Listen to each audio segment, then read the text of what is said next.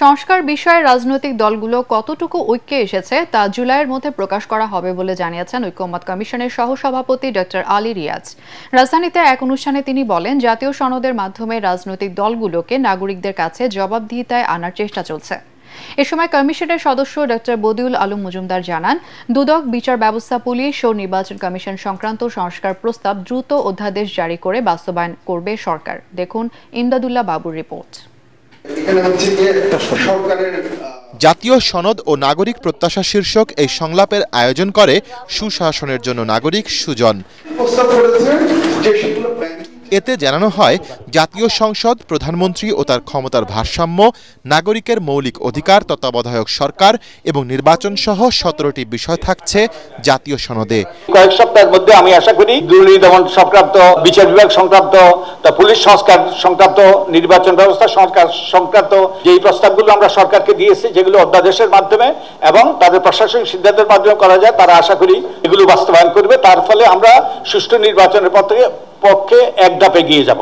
অনুষ্ঠানের সংস্কারগুলো কতটুকু আলোর মুখ দেখবে এ নিয়ে হতাশার কথা জানান কমিশনের সদস্য ও নাগরিকরা। যত দিন যাচ্ছে উদ্বেগের পাল্লাটা ভারী হচ্ছে। বাংলাদেশের রাজনৈতিক সংস্কৃতিতে যতদিন পর্যন্ত বৈষম্য বিরোধী আন্দোলনের মূল চেতনা থেকে শিক্ষা গ্রহণ করা না হবে, ততদিন পর্যন্ত আমরা যত সংস্কারের কথা বলি কিছু কার্যকর হবে না। কোথাও কোনো গভর্নেন্সের কিচ্ছু কিন্তু আমরা খুঁজে পাচ্ছি না।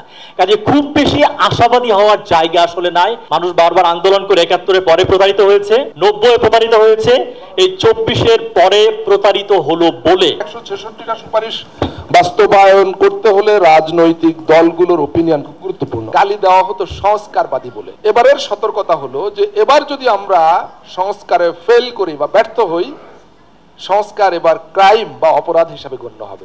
তবে এ বিষয়ে হতাশ না হতে সবাইকে আশ্বস্ত করেন কমিশনের সহসভাপতি। আমরা আশা করছি জুলাইয়ের মধ্যে রাজনৈতিক দলগুলোর যে জায়গাগুলোতে ঐকমত্য তৈরি হবে সেগুলো, আমি আগেও বলেছি, যেগুলোতে ঐকমত্য হবে না স্বচ্ছতার স্বার্থে আমরা সেগুলো জানাবো জনগণকে, কারণ জনগণের জানার অধিকার আছে কোথায় ঐকমত্যটা হলো না। তো কিন্তু ওই যে আমি নিজেকে অন্তহীন আশাবাদী বলে মনে করি, তো আমি এখনো আশা করছি। তিনি আরও জানান, অন্তর্বর্তী সরকার বাংলাদেশকে জুলাই বিপ্লবের চেতনায় সত্যিকার অর্থের গণতান্ত্রিক প্রজাতন্ত্র করার চেষ্টা করছে। ইমদাদুল্লাহ বাবু, ATN বাংলা, ঢাকা।